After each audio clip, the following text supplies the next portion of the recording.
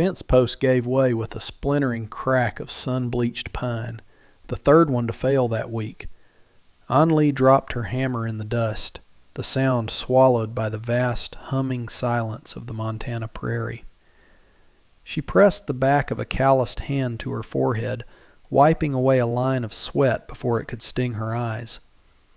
Her late husband, Chin, had built this fence with hope in his heart, believing the wood and wire could contain a future. But the summer sun was relentless, and Chin was gone, and the future felt as brittle as the wood in her hands. She looked out across the shimmering heat haze toward the neighboring ranch, a place as quiet and solitary as her own. She could just make out the shape of the man who lived there, Isaac, mending a trough near his barn. He moved with a slow, deliberate economy, a man rooted to the earth, as much a feature of the landscape as the cottonwoods lining the creek. But the shadow that suddenly fell over her was not from a passing cloud. It was solid and real, smelling of horse and leather. Anli's head snapped up, her heart giving a painful jolt. Isaac was there, mounted on his big roan gelding, looking down at her. His face was a road map of sun and wind, a thick, dark beard hiding the line of his jaw, but not the startling blue of his eyes. They held the cool, distant quality of a winter sky. "Post gave out," he stated, his voice a low rumble, rough as if it hadn't been used much that day. Anli nodded, her throat tight. She was acutely aware of her worn, dark green dress, patched at the elbow, and the stray hairs that had escaped her tight bun to cling to her damp neck. "It did," she replied, her own voice quieter than she intended. She had lived beside this man for 6 months, exchanging little more than curt nods when one of them rode the property line.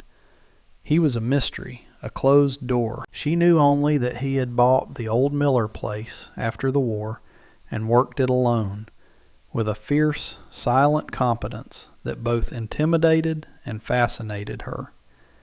He was a fortress of a man, and she was a woman trying to hold together a life that was falling apart, one fence post at a time.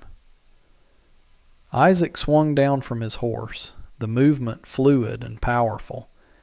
He was taller on the ground than he seemed in the saddle, broad-shouldered in his sweat-stained work shirt. The horse, whose name she did not know, stood ground-hitched and patient. Isaac walked to the broken post and nudged the rotted base with the toe of his boot. "Wood's gone soft. The whole line'll need replacing before winter." His words were not an accusation, just a fact, as plain and unadorned as the landscape around them. Anli knew he was right. She knew it with a sinking feeling that settled cold and heavy in her stomach. Replacing the whole line would take weeks of labor she did not have and money she could not spare. Chan had been strong, but she was just one woman, and the land was endlessly demanding. "I am aware, mister," she said, a slight edge of defensiveness sharpening her tone. His gaze shifted from the fence to her face, and for a moment she felt pinned by the intensity in his eyes. There was no judgment there, but something else, a quiet, searching quality. "I've got some seasoned cedar posts up at my place," he said, breaking the silence. "More than I need for my own repairs. They'll hold." Anli stared at him. It was an offer of help, direct and unambiguous, yet it felt monumental. In this place, a neighbor's help was a lifeline, but accepting it was also a kind of debt. She had learned to be wary of debts. Men in the nearest town had offered help before, their eyes lingering on her in a way that made her skin crawl, their offers always attached to unspoken strings. But Isaac's gaze was steady. He was not looking at her like she was a prize or a vulnerability. He was looking at the broken fence. "I can pay you for them," she said quickly, her pride a stubborn shield. "I don't have much, but—" He cut her off with a small shake of his head. "No need. A fence is only as good as your neighbor's. Your stock gets out, they end up in my pasture. My stock gets out, they end up in yours. Better for us both if the line is sound. The logic was irrefutable. It was a practical matter, not a personal one. That made it easier to accept. "All right," she agreed, her voice barely a whisper. "Thank you." He gave a short, sharp nod, as if the matter was settled and required no further sentiment. He walked back to his horse, but paused with his hand on the saddle. "I'll bring a few over tomorrow morning. We can start on this section." We. The word hung in the air between them, unexpected and strangely comforting. The next morning, true to his word, Isaac arrived not with a few posts, but with a wagon loaded with them, his 2 draft horses stamping impatiently in their harnesses. He worked with a silent, focused energy that was mesmerizing to watch. He dug the new holes with a long-handled auger, his powerful shoulders bunching and releasing with each turn. He set the cedar post with a level and a tamping rod, making sure each one was perfectly straight and solid in the dry, unforgiving earth. An Lee worked beside him, pulling the old rusted wire clear and fetching tools. At first, the silence between them was thick and awkward. She was used to solitude, but this shared quiet was different. It was filled with the sounds of their labor, the scrape of shovel on rock, the thud of the sledgehammer, the creak of leather. She found herself watching his hands. They were large and scarred, the knuckles scraped, but they moved with an unerring confidence, whether he was handling the heavy posts or deftly tying off a wire. Around noon, with the sun beating down mercilessly, she left him and went back to her small cabin. She returned with 2 tin cups and a bucket of cool water from her well. She offered him a cup without a word. He took it, his fingers brushing hers for a fraction of a second. The touch was like a spark on dry tinder, a tiny, shocking point of contact in their world of isolation. He drank the entire cup in 3 long swallows, the muscles in his throat working. "Thank you, ma'am," he rumbled, handing the cup back. Just as he spoke, they both heard the sound of riders approaching. It was a sound that always put An Lee on edge. 3 men on horseback crested the low rise to the east, their figures sharp against the bright sky. The man in the lead was Mr. Prescott, a cattle baron from the next county over. He dressed in tailored suits that looked absurdly out of place on the dusty prairie, and his face was perpetually flushed with arrogance. His 2 hired hands were rougher men, their hands never far from the pistols on their hips. Prescott reined in his horse, looking from the new fence post to An Lee, a smug smile playing on his lips.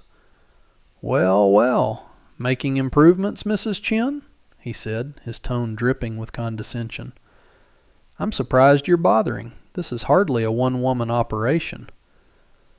Isaac stepped forward slightly, placing himself between An Lee and the riders.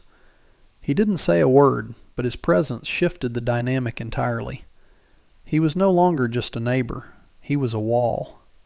Prescott's eyes narrowed, taking in Isaac's size and the quiet way he stood his ground. "This is a private conversation," Prescott snapped, his gaze flicking to Isaac. Isaac remained silent, his blue eyes fixed on the Baron. The silence was more unnerving than any threat could have been. Prescott licked his lips, his bravado faltering. "I'm prepared to make you another offer for this land, Mrs. Chin. A final one. It would be wise to take it. Things have a way of going wrong out here for folks who are all alone." The threat was no longer veiled. It was as sharp and ugly as a shard of broken glass. An Lee felt a cold knot of fear tighten in her chest, but looking at Isaac's unmoving back, a different feeling rose to meet it, a flicker of defiance. She was not alone. Not today. "This is my land, Mr. Prescott," she said, her voice shaking only slightly. "It is not for sale." Prescott's face darkened with fury. He looked like he wanted to say more, but Isaac took another slow, deliberate step forward. The Baron yanked on his reins, turning his horse with a violent motion. "You'll regret this," he snarled, before spurring his horse and riding away, his men trailing behind him like vultures. The dust they kicked up settled slowly in the oppressive heat. Isaac watched them go, his posture rigid. When they were out of sight, he finally turned back to An Li. "He's tried this before?" he asked, his voice low and hard. An Li nodded, unable to speak.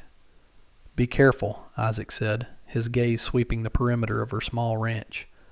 "Men like him think a signed deed is just a suggestion." A few nights later, An Li was woken by the frantic bleating of her small flock of sheep. A chill, entirely separate from the night air, slid down her spine. She lit a lantern and hurried outside, her heart pounding against her ribs. In the pale moonlight, she saw the problem immediately. The gate to the small corral where she kept the sheep, a gate she knew she had latched securely, was wide open. But it was the sight at her well that made her blood run cold. The wooden bucket was overturned, and the water at the surface of the well was coated in a greasy, foul-smelling film. Someone had deliberately poisoned her water source. Panic, sharp and suffocating, seized her. This was her only well. Without it, she had nothing for herself, her sheep, or the 2 milk cows that were her main source of income. It was Prescott's work. She knew it instantly. It was his way of making things go wrong. She spent the rest of the night pacing the small floor of her cabin, the lantern burning low, feeling the walls of her hard-won independence closing in. By morning, a grim desperation had settled over her. She watched the sun rise, painting the sky in hues of orange and pink, but felt none of its warmth. She was watching her future dry up before her eyes.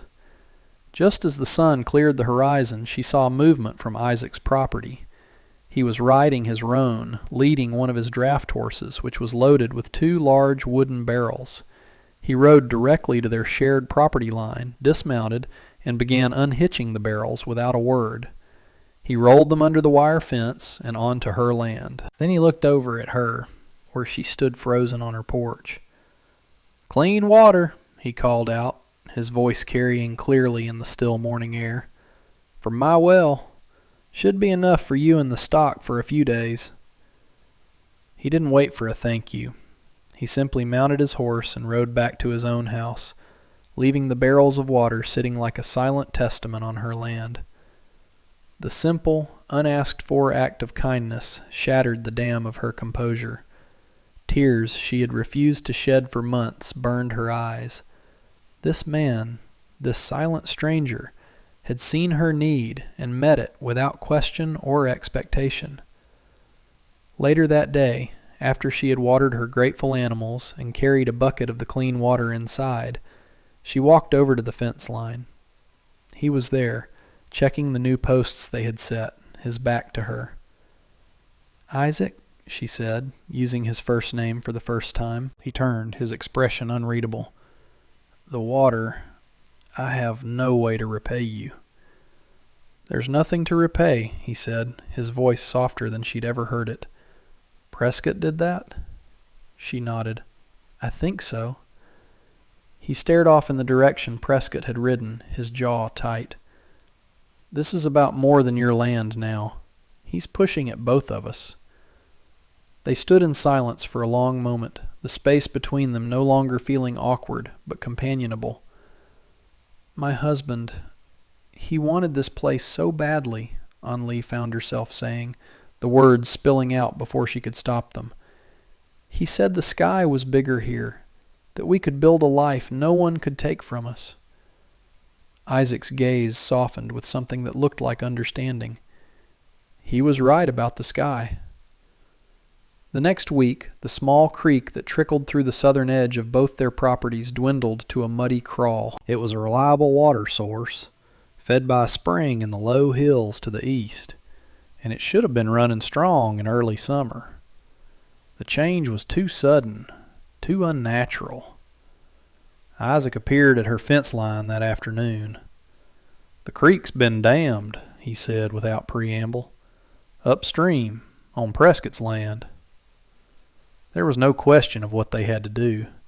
They rode out together, An Li on her steady mare, and Isaac on his roan. They rode in silence, a shared purpose binding them closer than words ever could. They found it 2 miles east, a crude but effective dam of rock and felled logs, choking the life from the creek. It was a deliberate act of strangulation. As they stood looking at the stolen water pooling behind the dam, Isaac spoke, his voice low and heavy. "I came out here after the war," he said, his eyes on the still water but seeing something far away. "Saw things a man shouldn't have to see. People doing terrible things to one another for a piece of ground that didn't even belong to them." An Li remained silent, sensing that he was opening a door he had kept bolted for a very long time. "This place," he continued, gesturing to the wide open land around them, "it was quiet. The land doesn't lie. It doesn't cheat. It asks for your sweat and your strength, and in return, it gives you peace. It's the only place I've been able to sleep through the night." He turned to look at her, and in his eyes she saw the ghosts he lived with. She saw the profound weariness of a man who had seen the worst of the world and had retreated, seeking sanctuary. He had a long faded scar that ran from his temple down his jaw, partially hidden by his beard. She had always wondered about it. Now she felt she understood. It was just the one that was visible. "He thinks he can take this," Isaac said, his voice hardening into gravel. "He thinks because you're a woman alone, and I'm a man who wants to be left alone, that we're weak. He's wrong." In that moment, An Li understood that Isaac wasn't just fighting for his land, or even for hers. He was fighting for his peace, for the one place in the world that had allowed him to heal. His secret was not a dark past, but a fragile hope, one that Prescott was threatening to crush. And she knew, with a certainty that settled deep in her bones, that she would help him protect it. That night, the sky, which had been a merciless, cloudless blue for weeks, turned a bruised purple at the edges. The air grew heavy and still, charged with an unspoken promise of violence. An Li could feel the storm coming in her bones. The wind began to pick up, rattling the windows of her small cabin, and then the first fat drops of rain hit the dusty ground. Soon it was a deluge, a furious thunderstorm that seemed to shake the very foundations of the house. A steady drip began near the hearth, then another, over her bed. The roof, which she had known was in disrepair, was finally surrendering. Panic began to bubble up again. Before it could take hold, there was a loud, insistent pounding on her door. She opened it to find Isaac standing on her porch, rain plastering his dark hair to his forehead and running in rivulets down his face. He held a hammer in one hand and a bundle of shingles under his other arm. "Your roof," he said, shouting to be heard over the roar of the storm. He didn't wait for an invitation, but stepped inside, bringing the scent of rain and wet earth with him. The small cabin suddenly felt even smaller, charged with his presence. Water was now trickling in from half a dozen places. Without a word, he set to work. He dragged her small table under the worst leak and climbed onto it, locating the gaps in the boards. An Li held the lantern high, its golden light illuminating the determined set of his jaw as he worked, skillfully nailing shingles into place from the inside to temporarily block the worst of the leaks. They were a team, moving in the cramped space with an unspoken understanding, the storm outside creating an intimate world for just the two of them. When the last leak was patched, the roar of the rain on the roof was a comforting drumbeat rather than a threat. Isaac climbed down from the table, his shirt soaked through. "That should hold it for now," he said, his voice returning to its quiet rumble. "Thank you," An Li whispered. She took the kettle from the stove and poured boiled water into 2 cups with the tea leaves Chin had brought all the way from California. She handed one to Isaac. Their fingers brushed again, and this time neither of them pulled away immediately. They sat at her small table, the lantern casting long shadows on the walls. The storm raged on, but inside a profound quiet had fallen. "I was not sure I could survive here," Anli said, her voice trembling slightly. "After my husband passed, the loneliness, it is a heavy thing to carry by yourself." Isaac looked at her, his blue eyes losing their wintry distance, warming in the lamplight. He reached across the table and his large, calloused hand gently covered hers. The gesture was simple, grounding. "You are not alone, Anli," he said, her name a soft note in the storm's symphony. In his touch, in his gaze, she felt the truth of it. The fear and the loneliness that had been her constant companions for months began to recede, replaced by a fragile, burgeoning warmth. She couldn't hold it in any longer, the wave of gratitude and a feeling she didn't dare name. A single tear escaped and traced a path down her cheek. He didn't speak. He simply squeezed her hand, a silent promise in the heart of the storm. The storm broke before dawn, leaving the air washed clean and smelling of wet soil and sage. The world seemed to hold its breath. It was a fragile peace, and they both knew it. The fouled well, the dammed creek, the open gate, they were escalating provocations. Prescott would not stop. He would make one final, decisive move. That morning they worked with a grim sense of purpose. Isaac brought his own 2 draft horses and hitched them to her dilapidated wagon, reinforcing the sideboards. Together, they rounded up Anli's small herd of cattle and her sheep. "We'll move them to my north pasture," Isaac said. "It's more sheltered, harder to get to from the main track." They spent the day driving the animals, the air filled with the sounds of lowing cattle and the patient commands of Isaac's voice. They moved as a single unit, their earlier awkwardness replaced by a fluid partnership. Anli found herself anticipating his needs, opening a gate before he reached it, heading off a stray calf with her mare. He, in turn, seemed always to know where she was, a silent, watchful guardian at her side. As the sun began to dip toward the horizon, casting long, golden fingers of light across the plains, they finished their work. The animals were safe in his pasture. They stood by the fence, watching the herd settle. "He'll come for the buildings next," Isaac said, his voice flat. "The barn, maybe the house. He'll try to burn you out." The thought sent a fresh wave of ice through Anli's veins. Her home, the last thing she had of Chin. Isaac must have seen the fear in her eyes. He reached into his saddlebag and pulled out a small horn, polished from use. "It's a signal horn," he explained, placing it in her hand. "The sound carries for miles in this air. If you see or hear anything, you use it. Don't hesitate. Don't think. Just blow the horn. I'll hear it." She closed her fingers around the cool, smooth surface. It felt solid, real, a weapon of a different kind. "I will be watching," he promised. "He won't catch us by surprise." They parted ways as twilight bled into the sky. Anli went back to her now empty corrals and silent cabin. The quiet was different tonight.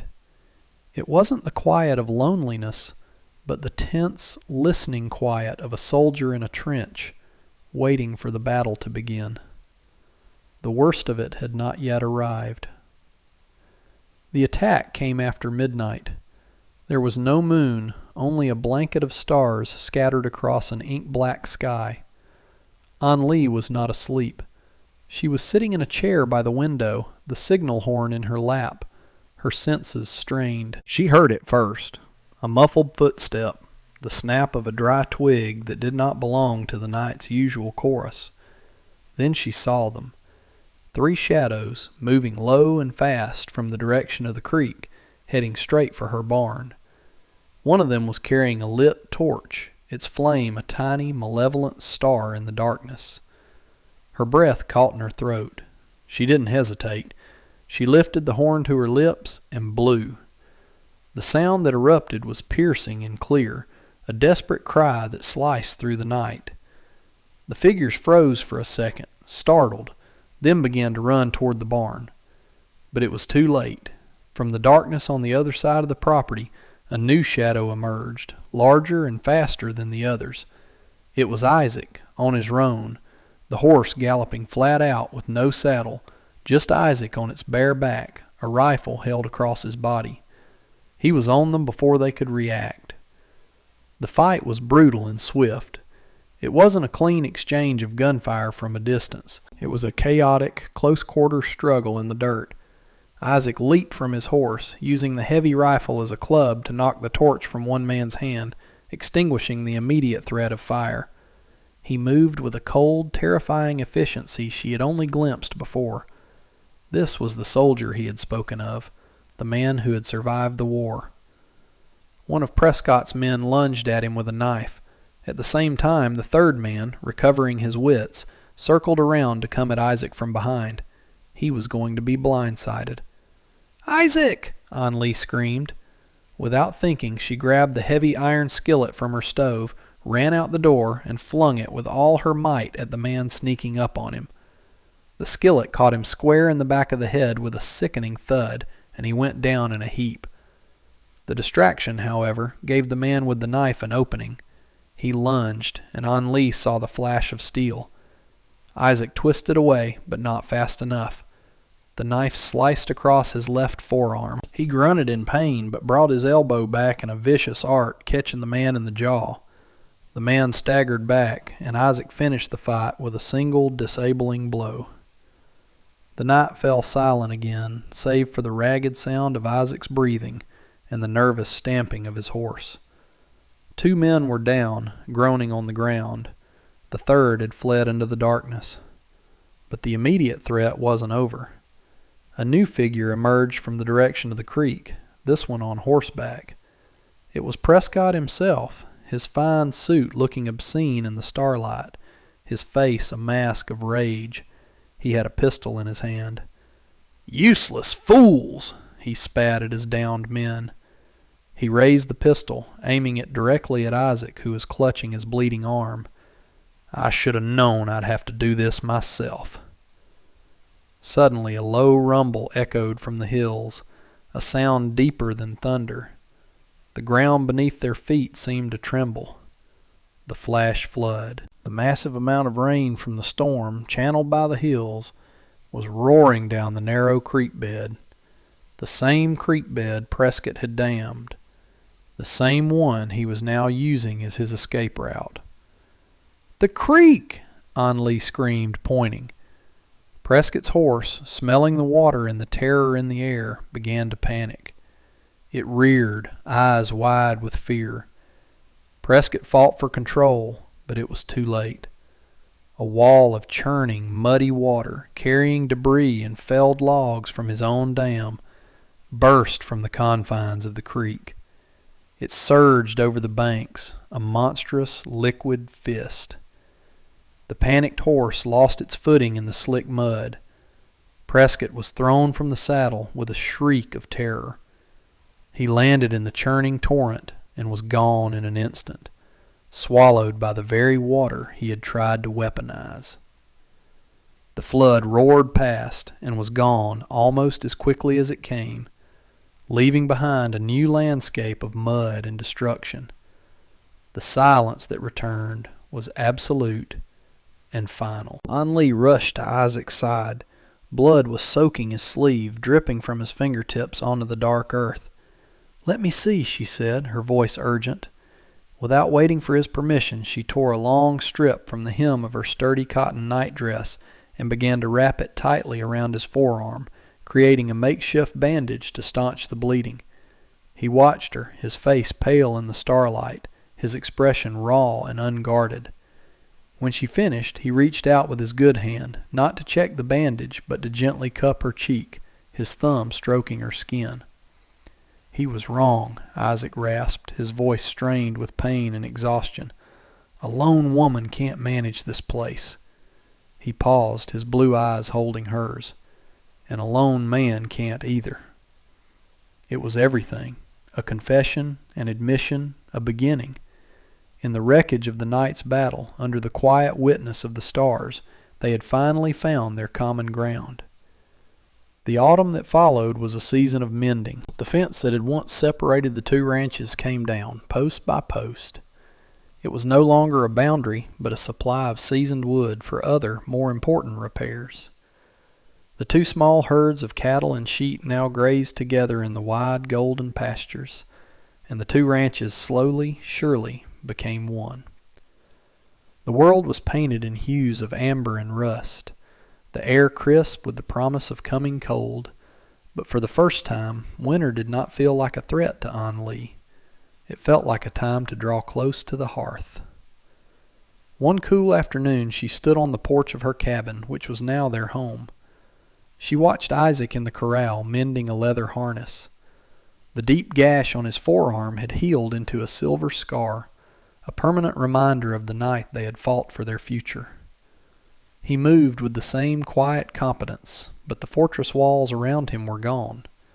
His smiles, though still rare, reached his eyes now. An Lee carried 2 steaming mugs of coffee out to him, the rich aroma mingling with the scent of leather and dry leaves. He looked up as she approached, and the welcome in his eyes was a fire that warmed her to her soul. She handed him a mug, their fingers touching. It was a familiar, comforting contact now. "The harness is almost done," he said, his voice the low, familiar rumble she had come to love. "We'll be ready to take the wagon to town next week." We. The word was no longer a surprise. It was the foundation of their life. They had rebuilt more than just a fence or a roof. They had rebuilt a life from the wreckage of 2 solitary ones, creating something stronger and more resilient than either had been alone. The vast, empty prairie no longer felt lonely. It felt like home. This story shows that even in the harshest of landscapes, the most resilient thing that can grow is the connection between 2 people who refuse to give up. It reminds us that home isn't just a piece of land, but the safety and peace we build with someone else. If this story of survival and love on the frontier resonated with you, please give this video a like. Share it with someone who appreciates a story where peace is hard won and love is earned. And for more tales from the Untamed West, make sure you subscribe to the channel and ring that notification bell. Now, I have a question for you. What was the one moment in the story where you knew Isaac and An Lee were going to make it? Was it the barrels of water, the fight in the storm, or something else entirely? Let me know your thoughts in the comments below.